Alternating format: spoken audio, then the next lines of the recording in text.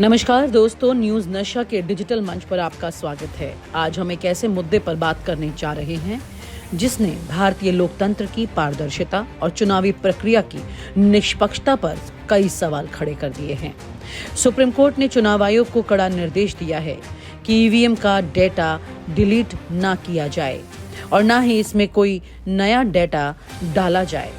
अब सवाल ये उठता है, क्या चुनाव आयोग हर चुनाव के बाद ईवीएम का डेटा डिलीट कर देता था? अगर हाँ, तो क्यों? और सबसे बड़ा सवाल, क्या इससे भारतीय जनता पार्टी और प्रधानमंत्री नरेंद्र मोदी को बड़ा झटका लग सकता है?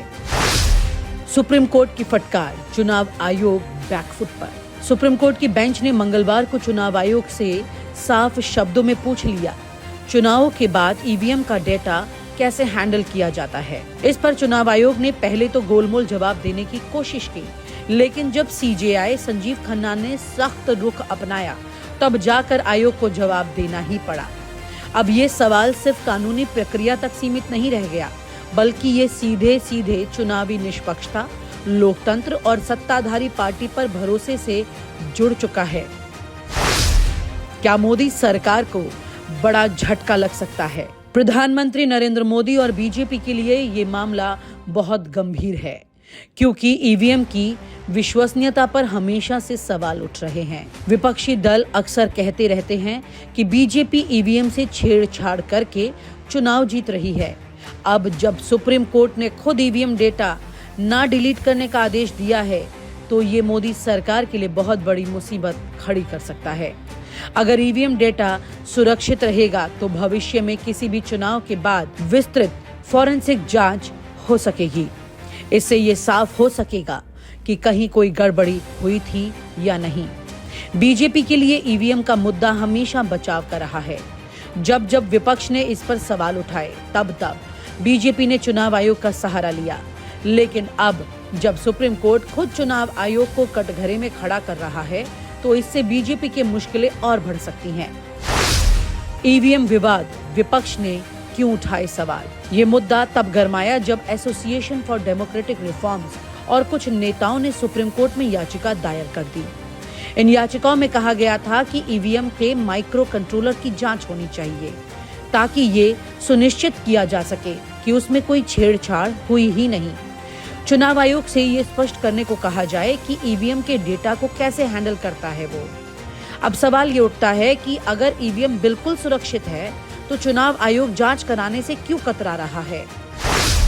चुनाव आयोग का जवाब, घबराहट या कुछ छिपाने की कोशिश। जब सुप्रीम कोर्ट ने पूछा कि ईवीएम डेटा डिलीट करने की क्या प्रक्रिया है, तो चुनाव आयोग ने पहले इसे सामान्य प्रक्रिया बताने की कोशिश की। लेकिन सोचिए, एक लोकतांत्रिक देश में वोटिंग डेटा का चुनाव के बाद डिलीट हो जाना कितना गंभीर मामला हो सकता है। अगर किसी उम्मीदवार को हारने के बाद शक हो कि ईवीएम में छेड़छाड़ हुई, तो उसके पास इसे साबित करने का कोई रास्ता नहीं बचता, क्योंकि डेटा पहले ही डिलीट हो चुका होता है। ईवीएम पर शक क्यों बढ़ रहा है? ईवीएम पर सवाल उठाना कोई नई बात नहीं है। 2017 के उत्तर प्रदेश विधानसभा चुनाव में बीएसपी और समाजवादी पार्टी ने कहा था कि ईवीएम में हेरफेर हुई। 2019 के लोकसभा चुनाव के बाद कांग्रेस और अन्य विपक्षी दलों ने भी यही आरोप लगाए। आम आदमी पार्टी ने भी दिल्ली विधानसभा चुनाव के दौरान ईवीएम में छेड़छाड़ की संभावना जताई। अगर हर चुनाव के बाद यही सवाल उठते हैं, तो इसका मतलब साफ है कि जनता और विपक्ष का चुनाव प्रक्रिया पर भरोसा लगातार कम हो रहा है। क्या चुनाव आयोग निष्पक्ष है? अब सबसे बड़ा सवाल यही उठता है कि क्या चुनाव आयोग निष्पक्ष तरीके से काम कर रहा है या फिर किसी के इशारे पर काम कर रहा है? बीजेपी सरकार के पिछले 10 वर्षों में एक भी ऐसा मामला नहीं आया जहां चुनाव आयोग ने ईवीएम में गड़बड़ी की शिकायतों को गंभीरता से लिया हो। अगर चुनाव आयोग सच में निष्पक्ष होता, तो उसे खुद ईवीएम का डेटा सुरक्षित रखने की बात करनी चाहिए थी। लेकिन सुप्रीम कोर्ट को आदेश देना पड़ा, जिसका मतलब साफ है कि कहीं ना कहीं कुछ तो गड़बड़ चल रही है। क्या इससे मोदी सरकार की मुश्किलें बढ़ेंगी? इस फैसले के बाद बीजेपी और मोदी सरकार को 3 बड़े झटके लग सकते हैं। अब ईवीएम डेटा को डिलीट नहीं किया जा सकता, जिससे भविष्य में किसी भी चुनाव में संभावित गड़बड़ी का खुलासा हो सकता है। अगर डेटा की फॉरेंसिक जांच हुई और किसी भी तरह की गड़बड़ी सामने आई तो बीजेपी की साख को भारी नुकसान हो सकता है। लोकसभा चुनाव 2024 में विपक्ष को बड़ा मुद्दा मिल चुका है। अब विपक्ष हर चुनाव के बाद ईवीएम डेटा की जांच करने की मांग कर सकता है।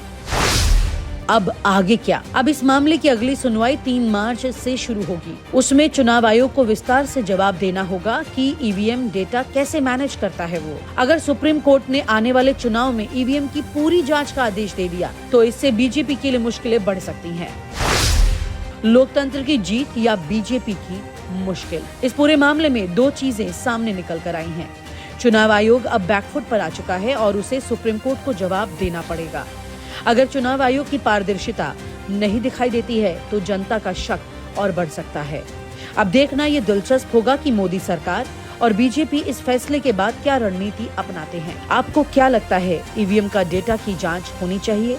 क्या चुनाव आयोग को पूरी पारदर्शिता बरतनी चाहिए? नमस्कार दोस्तों, न्यूज नशा के डिजिटल मंच पर आपका स्वागत है। आज हम एक ऐसे मुद्दे पर बात करने जा रहे हैं जिसने भारतीय लोकतंत्र की पारदर्शिता और चुनावी प्रक्रिया की निष्पक्षता पर कई सवाल खड़े कर दिए हैं।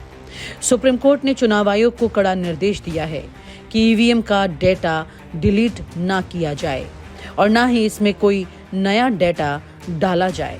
अब सवाल ये उठता है, क्या चुनाव आयोग हर चुनाव के बाद ईवीएम का डेटा डिलीट कर देता था?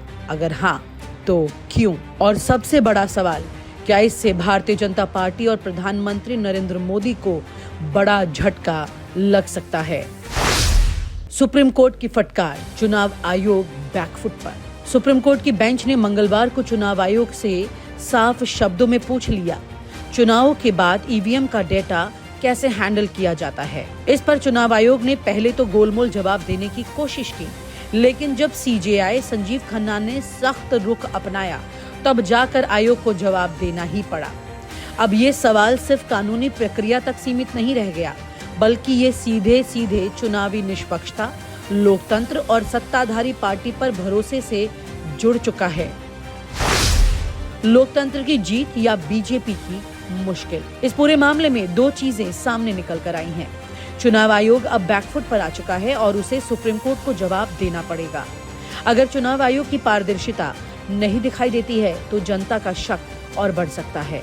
अब देखना ये दिलचस्प होगा कि मोदी सरकार और बीजेपी इस फैसले के बाद क्या रणनीति अपनाते हैं। आपको क्या लगता है, ईवीएम का डेटा की जांच होनी चाहिए?